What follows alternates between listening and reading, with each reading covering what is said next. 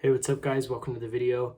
Today we are going to be discussing how to avoid overtraining, and this is going to be very vital to those of you who are looking to see exponential muscle growth compared to the other people who really just aren't that serious about their training. But if you're serious about your training, you're going to want to avoid overtraining, and I'm going to explain exactly how to do that. But before we hop into that, my name is Noah Hunsaker. I'm the founder of Get Her Done Fitness, and I made it my mission to help other young teenage men get the body of their dreams.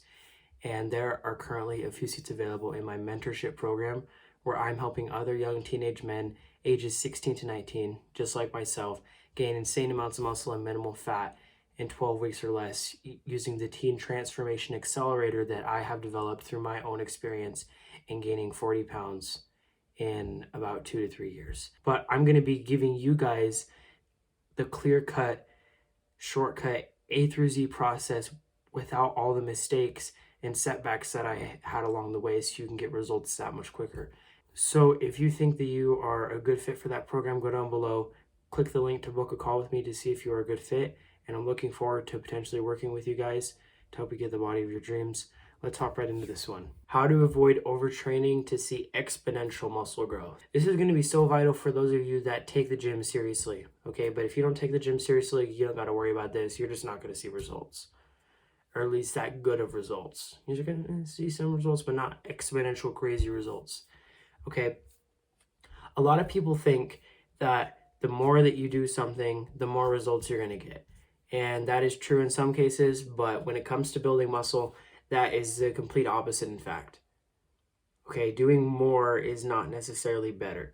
There's a threshold, right? So if you don't do enough, right? So there's a threshold, there's a middle ground that you want to find. So if you don't do enough, then you're not going to see results. If you do too much, you're not going to see results. But if you find that good sweet spot, that's how you're going to see results. And I'm going to explain exactly what that sweet spot means. Okay. And I would also like to mention that it's very difficult for people like us to overtrain in the gym. So I'm giving you this information on the grounds that you don't think, oh, well, I'm overtraining. I must be overtraining because yada, yada, yada. You're probably not overtraining.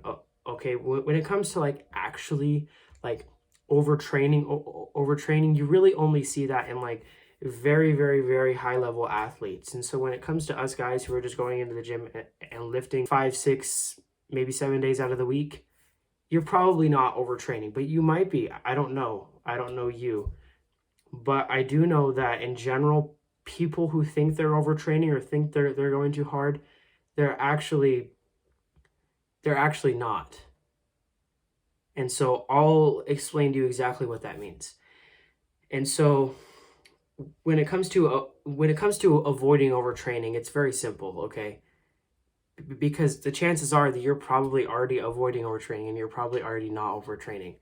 But I'm giving you this information so you don't do it in the future, or if you already are, you can recognize it and fix it, okay? And so overtraining is basically when you don't give yourself enough time to recover in between muscle groups, okay? And this can mean different things, okay? Because there is cases where you actually, you can go in the very next day and train the same muscle group and be just fine.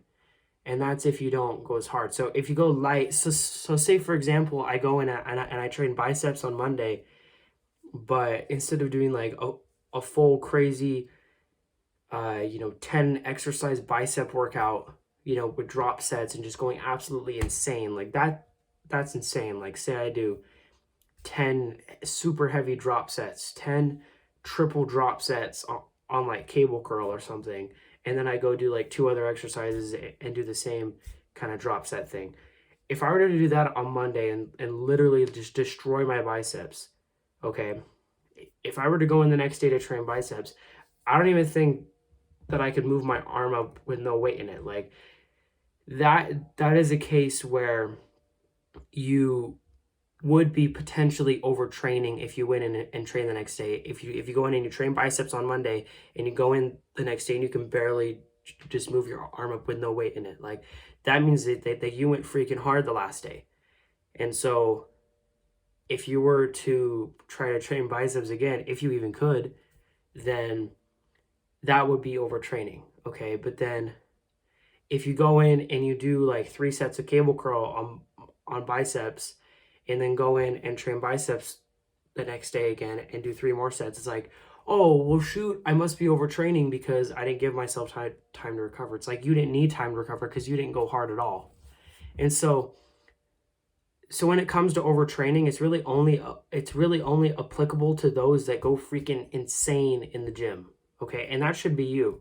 I highly encourage all of you to go into the gym and train like an animal, okay? Go in and literally like destroy those muscles. Not literally, like don't tear them off the bone, but work very hard in the gym. Go freaking hard, okay? Go more than last time. Do more than last time. Lift more weight, do more reps, do more sets, do less rest. Just do more. That means you're getting stronger. That means you're improving. But then if you're actually going that hard, which I really think you should, it's really going to help you in the long run and in seeing results.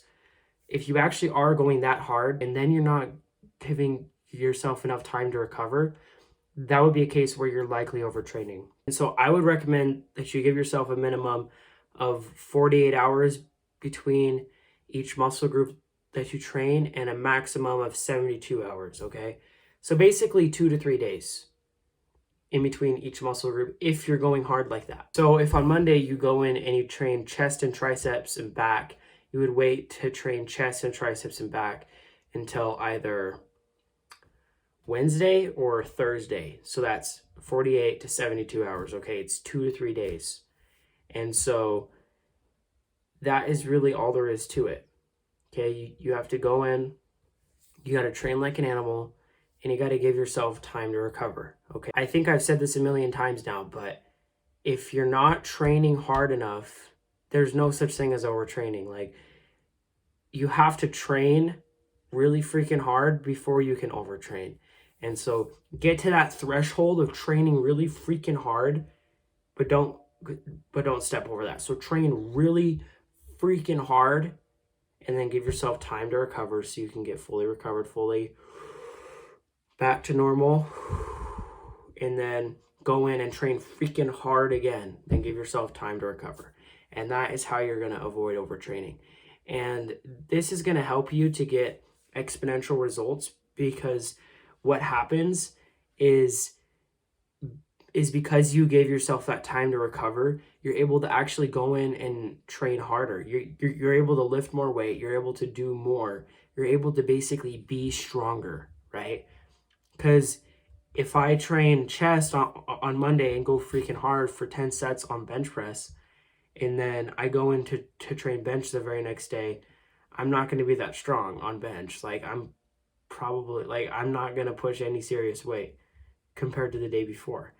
But if I give myself that time to recover, I can actually come back stronger, right? I can come back and be able to lift more weight. So think of it that way.